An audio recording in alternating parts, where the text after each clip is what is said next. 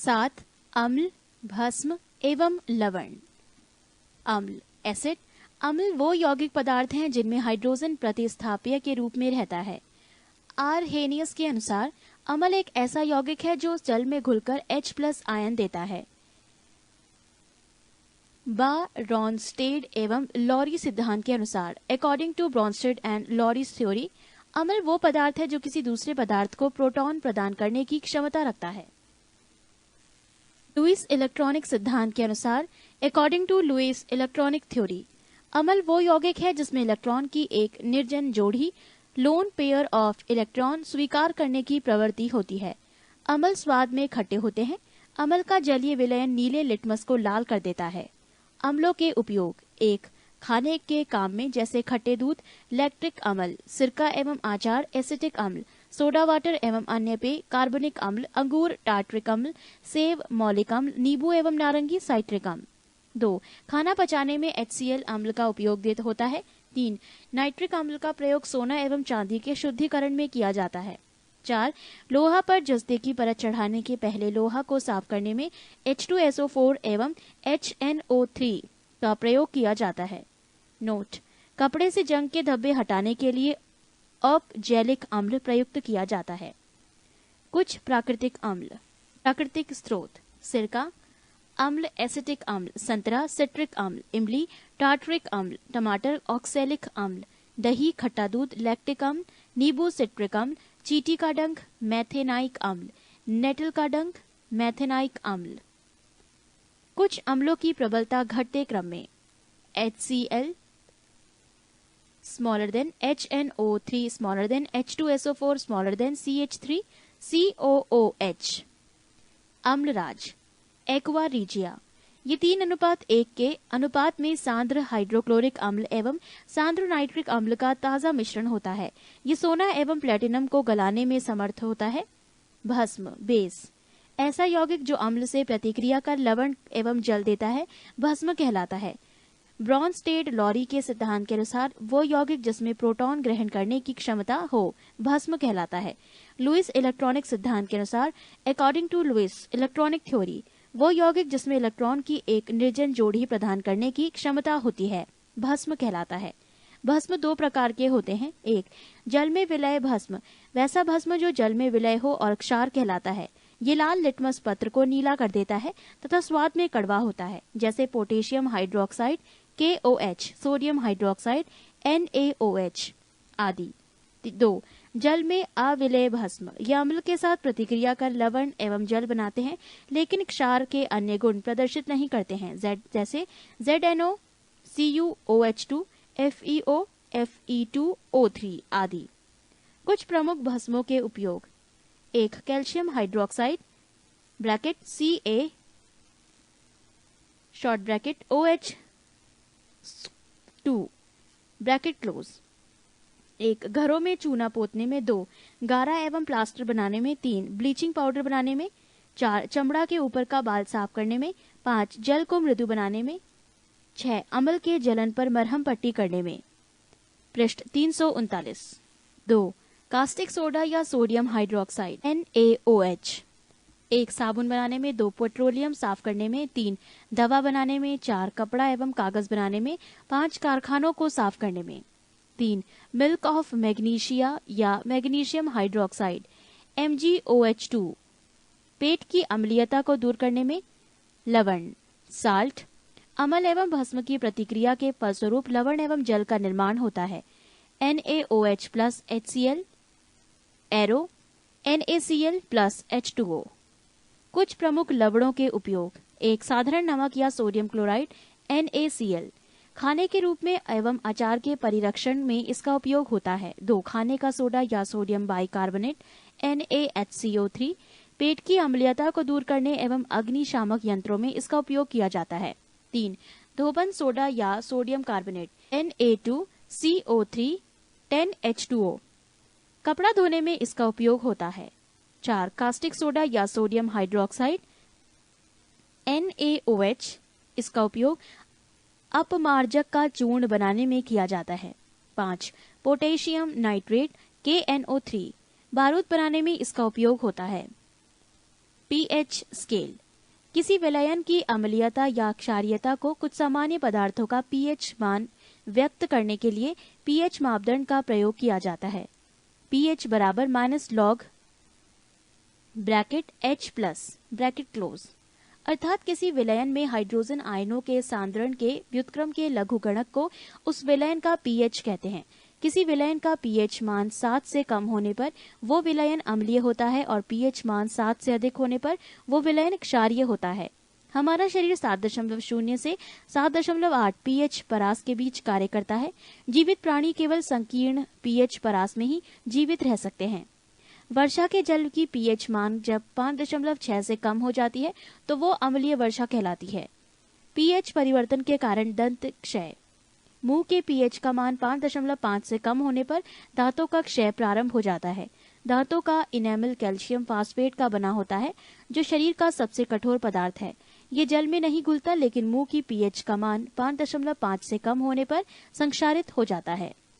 कुछ सामान्य पदार्थों का पीएच मान: समुद्री जल 8.4, रक्त 7.4, लार 6.5, दूध 6.4, मूत्र 6, शराब 2.8, सिरका 2.4, नींबू 2.2।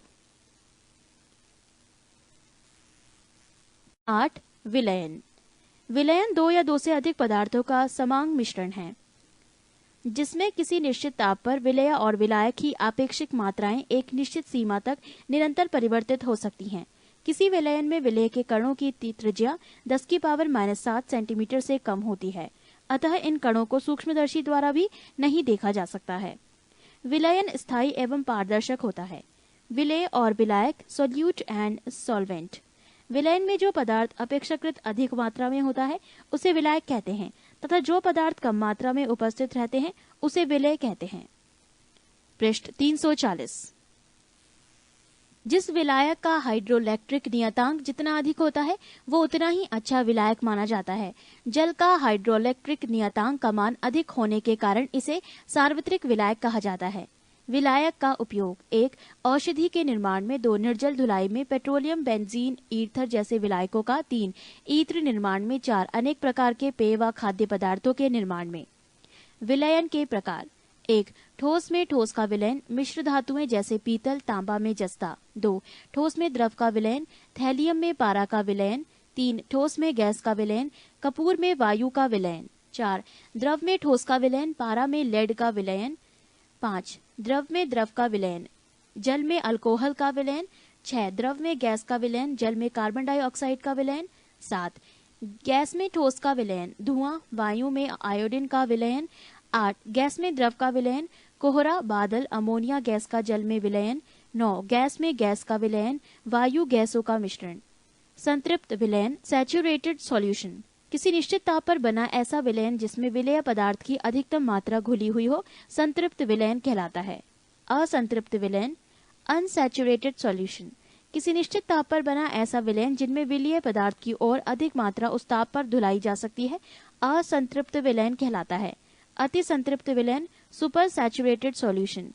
ऐसा संतृप्त विलयन जिसमें विलेय की मात्रा उस विलयन को संतृप्त करने के लिए आवश्यक विलेय की मात्रा से अधिक घुली हुई हो, अति संतृप्त विलयन कहलाता है। विलेयता, सॉल्युबिलिटी। किसी निश्चित ताप और दाब पर 100 ग्राम विलायक में घुलने वाली विलेय की अधिकतम मात्रा को उस विलेय पदार्थ की उस विलायक में विलेयता कहते हैं। विलेयता बराबर विलेय की मात्रा बटे विलायक की मात्रा गुणा 100। किसी पदार्थ की विलायक में विलेयता विलायक तथा विलेय की प्रकृति पर, ताप एवं दाब पर निर्भर करती है। विलेयता पर ताप का प्रभाव: सामान्यतः ठोस पदार्थों की विलेयता ताप बढ़ाने से बढ़ती है। कुछ ठोस पदार्थों की विलेयता ताप बढ़ाने से घटती है, जैसे sodium sulphate, calcium hydroxide, calcium citrate आदि। किसी द्रव में गैस की विलेयता ताप बढ़ने से घटती है। विलेयता पर दाब का प्रभाव: दाब बढ़ाने पर द्रव में गैस की विलेयता बढ़ती है। विलयन का सांद्रण, कंसंट्रेशन ऑफ सॉल्यूशन। किसी विलायक या विलयन की इकाई मात्रा में उपस्थित विलेय की मात्रा को विलयन का सांद्रण कहते हैं। जिस विलयन में विलेय की पर्याप्त मात्रा घुली रहती है उसे सांद्र विलयन कहा जाता है, और जिसमें विलेय की कम मात्रा घुली रहती है उसे तनु विलयन कहा जाता है। सभी तनु विलयन असंतृप्त विलयन होते हैं। जो विलयन जितना ही अधिक तनु होता है वो उतना ही अधिक असंतृप्त होता है। पृष्ठ 341। परिक्षेपण डिस्पर्जन। जब किसी पदार्थ के कण, परमाणु, अणु या आयन दूसरे पदार्थ के कणों के इर्द गिर्द छितरा दिए जाते हैं तो ये क्रिया परिक्षेपण कहलाती है। पहले पदार्थ को परिक्षेपित पदार्थ और दूसरे को परिक्षेपण माध्यम कहा जाता है। परिक्षेपण के फलस्वरूप दो प्रकार के पदार्थ बनते हैं। एक विषमांग पदार्थ निलंबन एवं कोलाइड। दो समांग पदार्थ वास्तविक विलयन। निलंबन सस्पेंशन। इसमें परिक्षेपित कणों का आकार 10⁻³ सेंटीमीटर से 10⁻⁴ सेंटीमीटर या इससे अधिक होता है। इन्हें आंखों से देखा जा सकता है। इसके कण छन्ना पत्र के आर पार नहीं आ जा सकते। ये अस्थायी होते हैं तथा इनके कणों में परिक्षेपण माध्यम से अलग हो जाने की प्रवृत्ति पाई जाती है। उदाहरण नदी का गंदा पानी, वायु में धुआं आदि। 2 कोलाइड। इसमें परिक्षेपित कणों का आकार 10⁻⁵ सेंटीमीटर और 10⁻⁷ सेंटीमीटर के बीच होता है। इसके कणों को नग्न आंखों की सहायता से नहीं देखा जा सकता, बल्कि सूक्ष्मदर्शी की सहायता से देखा जा सकता है। इसके कण छन्ना पत्र के आर पार आ जा सकते हैं, लेकिन चर्म पत्र से नहीं निकल सकते। इसके कणों में परिक्षेपण माध्यम से अलग हो जाने की बहुत कम प्रवृत्ति पाई जाती है। उदाहरण दूध, गोंद, रक्त, स्याही आदि। कोलाइड के विभिन्न प्रकार। सोल। वैसा कोलाइड जिसमें ठोस कण द्रव में परिक्षेपित होते हैं उसे सोल कहा जाता है। रबड़ के दास्तानों का निर्माण विद्युत लेपन द्वारा रबड़ सोल से किया जाता है। जेल। वैसा कोलाइड जिसमें ठोस कण द्रव में समान रूप से परिक्षेपित तो होते ही हैं, पर उनमें प्रवाहता फ्लो नहीं होती है, जेल कहलाती है। जैसे जेली और जिलेटिन। एरोसोल। किसी गैस में द्रव या ठोस कणों का परिक्षेपण एरोसोल कहलाता है। जब परिक्षेपित कण ठोस होता है तो ऐसे एरोसोल का धुआं स्मोक कहा जाता है। जब परिक्षेपित पदार्थ द्रव होता है तो ऐसे एरोसोल को कोहरा कहा जाता है। नोट: जब परिक्षेपण का माध्यम जल, अल्कोहल एवं बेंजीन हो तो कोलाइडों को क्रमशः हाइड्रोसोल, अल्कोहलस एवं बेंजोसोल कहते हैं। पायस एमल्जन। जब किसी कोलाइड में एक द्रव के सारे कण दूसरे द्रव के सारे कणों में परिक्षेपित तो हो जाते हैं, लेकिन घुलते नहीं हैं, तो इस कोलाइड को पायस कहते हैं। पायस बनाने की प्रक्रिया को पायसीकरण कहते हैं। दूध एक प्राकृतिक पायस है, जबकि पेंट एक कृत्रिम पायस। कॉड लिवर तेल, जिसमें तेल जल के कण तेल में परिक्षेपित होते हैं, भी पायस का उदाहरण है। सबसे बड़े पैमाने का पायसीकरण के रूप में साबुनों और डिटर्जेंट का प्रयोग किया जाता है। इनकी पायसीकरण की प्रकृति कपड़ों को धोने में सहायता करती है। पायसी कारकों का प्रयोग अयस्कों के सांद्रण में भी किया जाता है। झाग फॉर्म्स। द्रव में गैस का परिक्षेपण झाग कहलाता है। ये साबुन से उत्पन्न होते हैं। वास्तविक विलयन ट्रू सॉल्यूशन। इनके कण आणविक आकार वाले होते हैं, अर्थात इनके कणों का आकार 10⁻⁷ से 10⁻8 सेंटीमीटर होता है। इसके कण छन्ना पत्र के आर पार आसानी से आ जा सकते हैं। ये सबसे स्थायी एवं पारदर्शक होता है। ये आंख तथा सूक्ष्मदर्शी से दिखाई नहीं देते हैं। अपोहन डायलिसिस। कोलाइडी विलयन को वास्तविक विलयन से पृथक करने की प्रक्रिया अपोहन कहलाती है, अर्थात इस विधि द्वारा कोलाइडी विलयन को शुद्ध किया जाता है। ब्राउनी गति ब्राउनियन मूवमेंट। कोलाइडी विलयन के कण लगातार इधर उधर भागते रहते हैं, इसे ब्राउनी गति कहते हैं। ये गति कोलाइड कणों की प्रकृति पर निर्भर नहीं करती है। कण जितने ही सूक्ष्म होते हैं तथा माध्यम की श्यानता जितनी ही कम होती है एवं ताप जितना ही अधिक होता है, ये गति उतनी ही तेज होती है। पृष्ठ 341। स्कंदन कोएगुलेशन। जब कोलाइडी विलयन में कोई विद्युत अपघट्य मिलाते हैं तो कोलाइडी कणों का आवेश उदासीन हो जाता है और उसका अवक्षेपण हो जाता है। इसे स्कंदन कहते हैं। टिंडल प्रभाव। जब किसी कोलाइडी विलयन में तीव्र प्रकाश गुजरते हैं और इसके लंबवत रखे सूक्ष्मदर्शी से देखते हैं तो कोलाइडी कण काली पृष्ठभूमि में आलपिन की नोक की भांति चमकने लगते हैं। इसे टिंडल प्रभाव कहते हैं। टिंडल प्रभाव का कारण प्रकाश का प्रकीर्णन है। वास्तविक विलयन और कोलाइडी विलयन में अंतर। वास्तविक विलयन। एक वास्तविक विलयन में पदार्थ विलय के कणों का आकार व्यास 10⁻⁷ से कम रहता है। कोलाइडी विलयन। 1 कोलाइडी विलयन में पदार्थ विलय के कणों का आकार व्यास प्राय 10⁻⁷ सेंटीमीटर और 10⁻⁵ सेंटीमीटर के बीच रहता है। वास्तविक विलयन 2 इस पदार्थ के कण हर अवस्था में अदृश्य होते हैं। कोलाइडी विलयन 2 कोलाइडी कणों से उत्पन्न प्रकाश प्रकीर्णन को अल्ट्रा माइक्रोस्कोप द्वारा देखा जा सकता है। वास्तविक विलयन 3 इसमें पदार्थ का कण प्रकाश का प्रकीर्णन नहीं करते। कोलाइडी विलयन 3 ये कण प्रकाश का प्रकीर्णन करते हैं। 4 इस विलयन का परासरणी दाब अधिक होता है। कोलाइडी विलयन 4 इसका परासरणी दाब अपेक्षाकृत कम होता है। 5 ये समांग तथा एकांगी प्रावस्था वाला होता है। कोलाइडी विलयन 5 ये विषमांग तथा 2 प्रावस्था वाला होता है। बफर विलयन बफर सॉल्यूशन वो विलयन जो कि अम्ल या क्षार की साधारण मात्राओं को अपनी प्रभावी अम्लता या क्षारता में पर्याप्त परिवर्तन किए बिना अवशोषित कर लेता है, इसे बफर विलयन कहते हैं। जैसे सोडियम एसिडेट तथा एसिटिक अम्ल का मिश्रण एक प्रभावी बफर है जब उसे पानी में विलीन किया जाता है। विलयन का रंग सूचक मिथाइल ऑरेंज, अम्लीय विलयन गुलाबी, क्षारीय विलयन पीला, उदासीन विलयन नारंगी। लिटमस अम्लीय विलयन लाल, क्षारीय विलयन नीला, उदासीन विलयन बैंगनी। फिनाल फैथिलीन अम्लीय विलयन रंगहीन, क्षारीय विलयन गुलाबी, उदासीन विलयन रंगहीन। 9 कार्बन एवं उसके यौगिक। कार्बन एक अधातु है। इसकी परमाणु संख्या 6 है। इसे आधुनिक आवर्त सारणी के वर्ग 4 में ए में रखा गया है। अपरूपता एलोट्रॉपी वैसे पदार्थ जिनके रासायनिक गुण समान हो एवं भौतिक गुण भिन्न हो अपरूप कहलाते हैं और इस घटना को अपरूपता कहते हैं। कार्बन के 2 मुख्य अपरूप हैं, एक हीरा एवं 2 ग्रेफाइट। हीरा के प्रमुख गुण हैं, 1 ये ताप एवं विद्युत का कुचालक होता है। 2 ये दुनिया का सबसे कठोर पदार्थ है। ये किसी भी द्रव में नहीं घुलता है। इस पर अम्ल, क्षार आदि का कोई प्रभाव नहीं पड़ता है। 3 इसके रवे घनाकार होते हैं। पृष्ठ 343। 4 इसका अपरिवर्तनांक 2.417 होता है। अतः पूर्ण आंतरिक परावर्तन के कारण ये बहुत चमकता है। इस पर रेडियम से निकलने वाली एक्स किरणों के पड़ने पर यह हरा रंग प्रदर्शित करता है। 5 शुद्ध हीरा पारदर्शक एवं रंगहीन होता है। कुछ हीरे काले होते हैं जिन्हें बोट कहते हैं। इसका उपयोग शीशा काटने में किया जाता है। ग्रेफाइट के प्रमुख गुण 1 ये विद्युत का सुचालक होता है। 2 इसका आपेक्षिक घनत्व 2.2 होता है। 3 कागज पर रगड़ने पर ये उस पर काला निशान बना देता है, इसीलिए इसको काला शीशा भी कहते हैं। ग्रेफाइट का उपयोग पेंसिल बनाने में, परमाणु भट्टी में इलेक्ट्रोड के रूप में एवं कार्बन आर्क बनाने में किया जाता है। हीरा में कार्बन sp3 एवं ग्रेफाइट में कार्बन sp2 प्रसंकरित रहता है। हाइड्रोकार्बन कार्बन एवं हाइड्रोजन के यौगिक को हाइड्रोकार्बन कहते हैं। हाइड्रोकार्बन का एक प्राकृतिक स्रोत पेट्रोलियम कच्चा तेल है, जिसे प्रकृति द्वारा पृथ्वी में कुछ विशेष प्रकार के अवसादी चट्टानों सेडिमेंट्री रॉक्स के बीच बने भंडारों में संरक्षित किया गया है।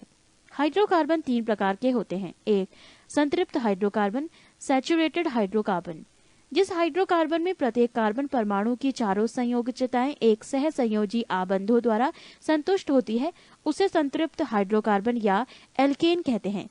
एल्केन श्रेणी की सामान्य सूत्र CnH2n+2 द्वारा दर्शाया जा सकता है, जहां n किसी अणु में उपस्थित कार्बन परमाणुओं की संख्या दर्शाता है। मीथेन, इथेन, प्रोपेन, ब्यूटेन आदि एल्केन के प्रमुख उदाहरण हैं। 2 असंतृप्त हाइड्रोकार्बन अनसैचुरेटेड हाइड्रोकार्बन वो हाइड्रोकार्बन जिनमें कम से कम 2 निकटस्थ कार्बन परमाणु आपस में द्विबंध अथवा त्रिबंध बनाकर अपनी संयोजकता को संतुष्ट करते हैं, असंतृप्त हाइड्रोकार्बन कहलाते हैं। द्विबंध वाला असंतृप्त हाइड्रोकार्बन को एल्कीन कहते हैं। एल्कीन श्रेणी का सामान्य रासायनिक सूत्र CnH2n होता है। इस श्रेणी का पहला सदस्य एथीन C2H4 है। द्विबंध वाला असंतृप्त हाइड्रोकार्बन एल्काइन कहलाता है। एल्काइन का सामान्य रासायनिक सूत्र CnH2n-2 होता है। सबसे सरल एल्काइन एथाइन कोष्ठक में C2H2 और H-C त्रिबंध यानी 3 बॉन्ड C-H है। 3 एरोमेटिक हाइड्रोकार्बन। बेंजीन C6H6 सरलतम एरोमेटिक हाइड्रोकार्बन है। इसकी संरचना वलय होती है जो निम्न है। यहाँ पे 2 संरचनाएं दी गई हैं। संबंधित चित्र के लिए अधिक जानकारी के लिए आप अपने संबंधित मित्र से या अपने सहयोगी से जान सकते हैं। पृष्ठ 344। समावयवता आइसोमेरिज्म। जब 2 या 2 से अधिक यौगिकों के अणुसूत्र समान होते हैं परंतु उनके गुणों में अंतर होता है तब इस विशेष गुण को समावयवता कहते हैं और प्रांत यौगिक एक दूसरे के समावयवी कहलाते हैं। इसके 2 मुख्य प्रकार हैं। एक संरचनात्मक समावयता, ये परमाणु के भिन्न बंधों के कारण उत्पन्न होती है। 2 त्रिविम समावयवता, यह अंतरिक्ष में परमाणुओं के भिन्न प्रबंध के कारण उत्पन्न होती है। बहुलकीकरण पॉलीमेराइजेशन, जब एक ही यौगिक के 2 अथवा अधिक अणु आपस में संयोग करके एक बड़ा अणु बनाते हैं तब इस अभिक्रिया को बहुलीकरण कहा जाता है। इस अभिक्रिया में भाग लेने वाले अणु को मोनोमर और उत्पाद को पॉलीमर बहुलक कहते हैं। बहुलकीकरण की विशेषताएं। 1 इसमें एक ही यौगिक के अणु परस्पर संयोग करते हैं। 2 किसी भी अणु का निष्कर्षण नहीं होता है। 3 बहुलक का अणुभार मूल यौगिक के अणुभार का गुणक होता है। प्राकृतिक बहुलक के उदाहरण हैं स्टार्च एवं सेल्यूलोज। प्लास्टिक प्राकृतिक प्लास्टिक का उदाहरण है लाहा। रासायनिक विधि से तैयार प्लास्टिक 2 प्रकार के होते हैं। 1 थर्मोप्लास्टिक एवं 2 थर्मोसेटिंग प्लास्टिक। 1 थर्मोप्लास्टिक, ये गर्म करने पर मुलायम तथा ठंडा करने पर कठोर हो जाता है। ये गुण इसमें सदैव मौजूद रहता है चाहे इसे कितनी बार ठंडा व गर्म किया जाए। जिन कार्बनिक यौगिकों के अंत में एक द्विबंध रहता है उनके योग बहुलकीकरण से थर्मोप्लास्टिक बनते हैं। उदाहरण पॉलिस्टाइरीन, पॉलिथीन, नायलॉन तथा पॉलीवाइनिल क्लोराइड, टेफ्लॉन आदि।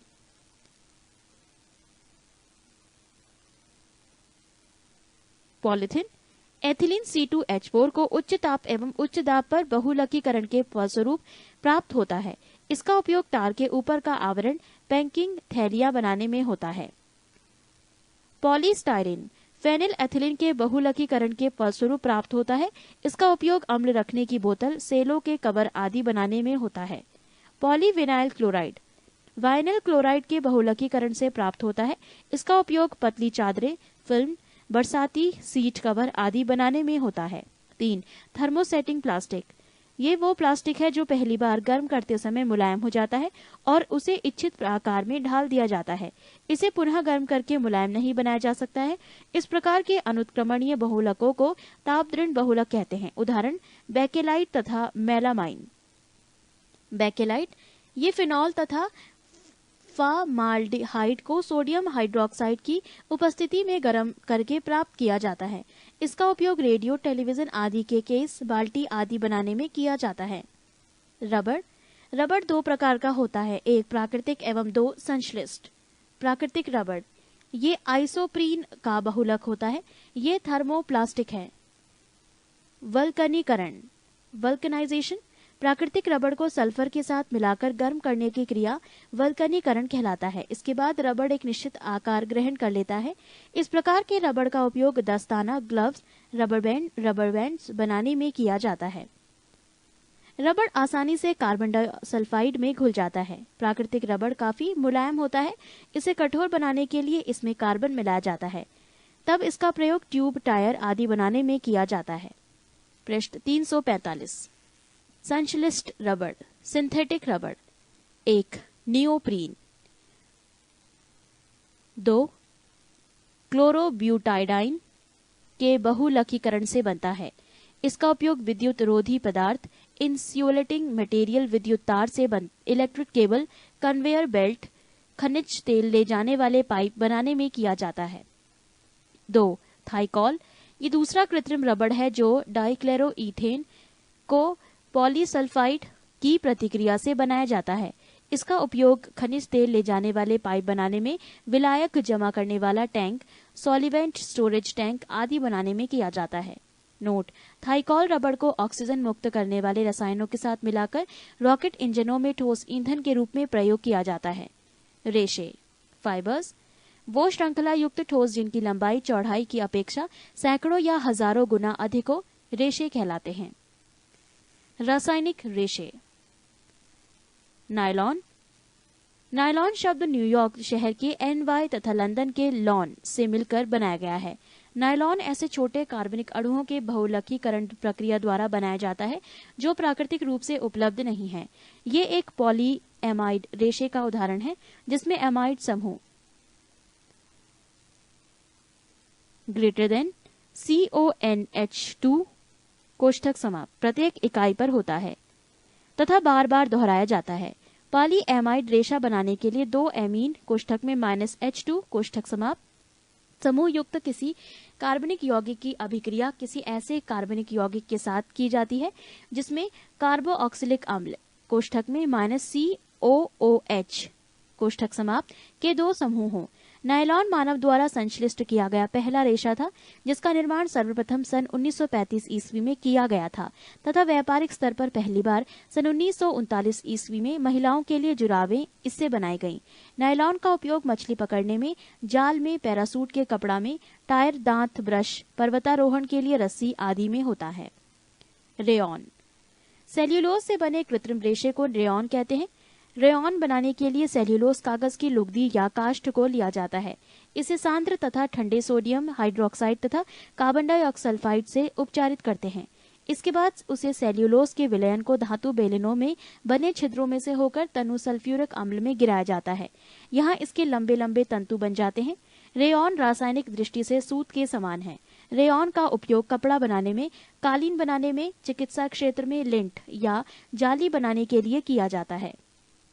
पॉलिएस्टर इसे इंग्लैंड में विकसित किया गया था। इसे संश्लिष्ट करने के लिए 2 हाइड्रोक्सिल कोष्ठक में -OH समूह युक्त कार्बन यौगिक की अभिक्रिया 2 कार्बोऑक्सिलिक कोष्ठक में -COOH कोष्ठक समाप्त समूह के यौगिक के साथ की जाती है।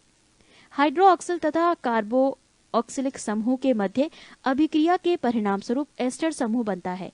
चूंकि इस रेशे में अनेक एस्टर समूह होते हैं, इसलिए इसे पॉलिएस्टर कहते हैं। पॉलिएस्टर का उपयोग कपड़े के रूप में, पाल, नौकाओं का पाल बनाने में, अग्निशमन के प्रयुक्त हौज पाइप बनाने में इसका प्रयोग किया जाता है। कार्बन फाइबर कार्बन परमाणुओं की लंबी श्रृंखला से बने होते हैं। इनका संक्षारण कोरोएशन नहीं होता है। इनका निर्माण संश्लिष्ट रेशों को ऑक्सीजन की अनुपस्थिति में गर्म करके किया जाता है, जिससे रेशे अपघटित होकर कार्बन फाइबर उत्पन्न करते हैं। इसका उपयोग अंतरिक्ष यान तथा खेलकूद की सामग्री बनाने में होता है। पृष्ठ 346। पेट्रोलियम उद्योग, पेट्रोलियम इंडस्ट्री। पेट्रोलियम प्रायः प्राकृतिक गैस के नीचे पाया जाता है। कच्चे पेट्रोलियम को प्रभाजी आसवन डिस्ट्रक्टिव डिस्टॉलेशन के द्वारा शुद्ध किया जाता है। इसमें भिन्न भिन्न क्वथनांक पर संघनित प्रभाज पृथक पृथक इकट्ठे कर लिए जाते हैं, जिसे पेट्रोलियम का उत्पाद कहा जाता है। पेट्रोलियम का उत्पाद